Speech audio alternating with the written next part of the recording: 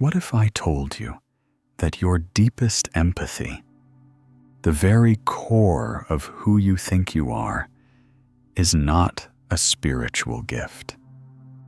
What if it's a survival program? A brilliant, sophisticated program forged in the fires of a childhood where your own needs were a threat. The great psychoanalyst Carl Jung unearthed a truth so profound it can shatter an empath's entire identity, only to rebuild it on a foundation of unshakable strength. He said the empath is just the child who was never allowed to be selfish. For years, you've been told your sensitivity is a superpower. But you know the truth, don't you? You know the weight of it, the exhaustion, the resentment that simmers just beneath the surface. Today, we journey into the heart of Jung's wisdom. We will dismantle the myth of the selfless empath and discover the one thing that can truly set you free: the courage to embrace what I call sacred selfishness. This isn't about becoming less caring. It's about finally learning to care consciously. To understand the empath, Jung said we must look to the child. Imagine a home where the emotional weather is unpredictable. A storm could brew at any moment. For a child in this environment, survival depends on one thing: prediction. This is where empathy begins, not as a choice, but as a necessity.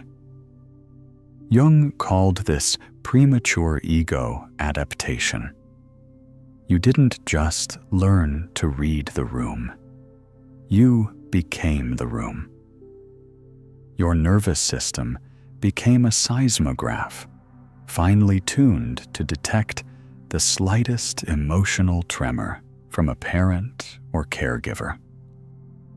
This is what modern psychology calls emotional hypervigilance. It's the origin story of your superpower. You learned that anticipating others' needs created safety. You learned that expressing your own needs created tension. So you made a subconscious vow to be safe, to be loved. I must feel what they feel. I must put them first. I must disappear.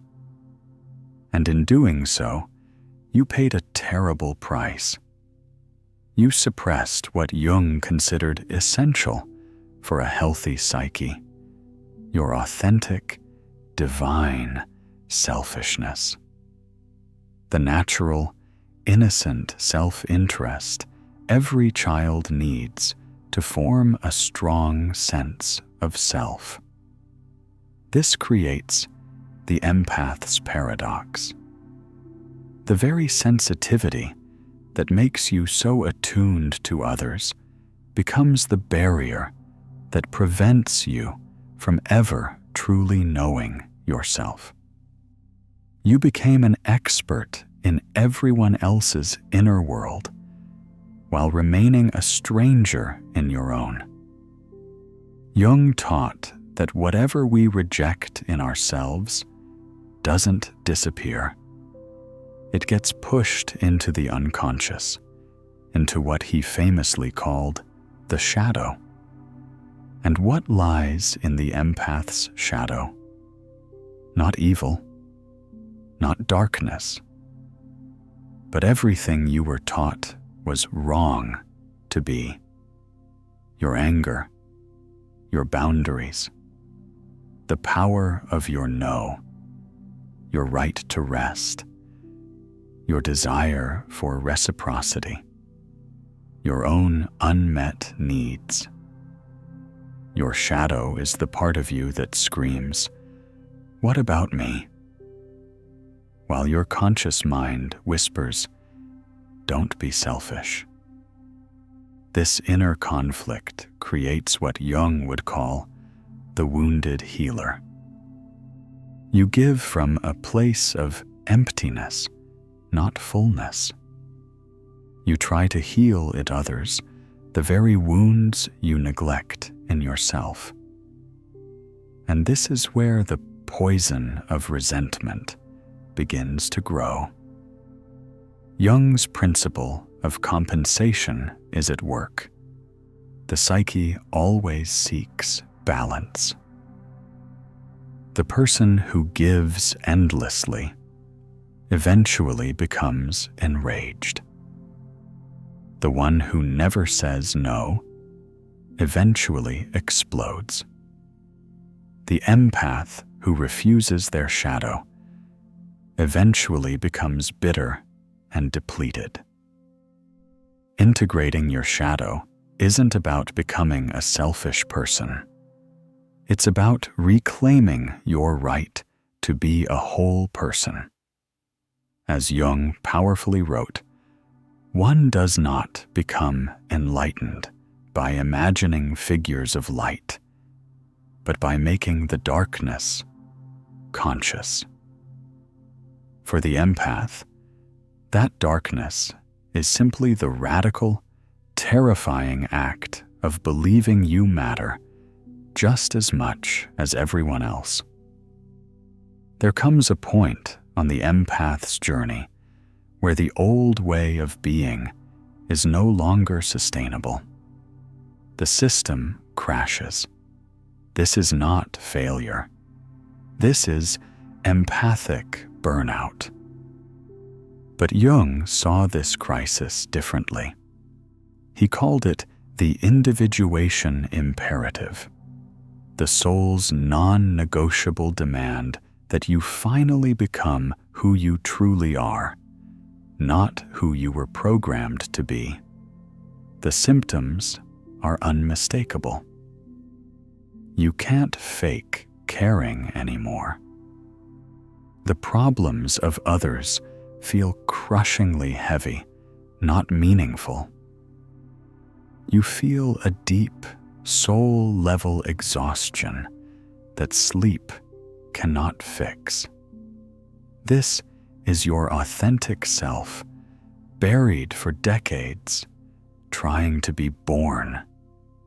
It is a rebellion against a lifetime of self-abandonment. And as you begin to change, as you start to set your first tentative boundaries, you will face resistance. People will say, "You've changed," or "You've become so selfish." Listen closely to this Jungian truth. The people who resist your growth were the primary beneficiaries of your self-abandonment. The ones who truly love you will celebrate your journey toward wholeness. The journey requires what I call developmental courage, the willingness to disappoint people who preferred you, diminished. So, how do we heal? How do we transform this survival program into a conscious gift? Jung's work points to one path: the practice of sacred selfishness. This is not narcissism. It is the ethical and spiritual obligation to make your own consciousness and well-being your primary responsibility. As Jung said, "Who looks outside dreams. Who looks inside awakes." Sacred selfishness is built on 3 pillars. 1. Emotional sovereignty. You finally accept the liberating truth. You are not responsible for managing other people's feelings. Taking responsibility for their emotions actually prevents their growth and drains your life force. 2. Boundary consciousness. Boundaries are not walls to keep people out. They are the clear, loving lines that define where you end and another person begins. They are the recognition that your energy is finite and precious. 3. Need legitimacy. You must accept that your needs are not optional inconveniences. They are mandatory requirements for a healthy life. To treat your needs as valid is the ultimate act of self-love. As you practice this, something miraculous happens. You develop what Jung called differentiated love. You learn to care without carrying. You can feel compassion without absorbing the pain. You can offer support without taking responsibility. You learn to give from the overflow of a full cup, not from the dregs of an empty one. The final stage of this journey is not to become less empathic, but to become an integrated empath. This is the person who has reclaimed their sensitivity as a conscious choice, not an unconscious compulsion. Their empathy has an on-off switch, controlled by their own sovereign will. The integrated empath embodies compassionate detachment. They can stand with you in your darkest hour, holding a lantern of support. But they will not step into the darkness and get lost with you. Their relationships are no longer based on need and function, but on mutual respect and authenticity. They attract others who are also on a path of self-realization, creating connections where empathy flows both ways. This is the freedom Jung spoke of, the freedom to choose when to open your heart and when to protect it, the freedom to serve the world not from a place of obligation or woundedness, but from a place of profound inner wholeness and strength. The empath is just the child who was never allowed to be selfish. But you are not that child anymore. You are an adult with the power to reprogram your own mind and heal your own nervous system.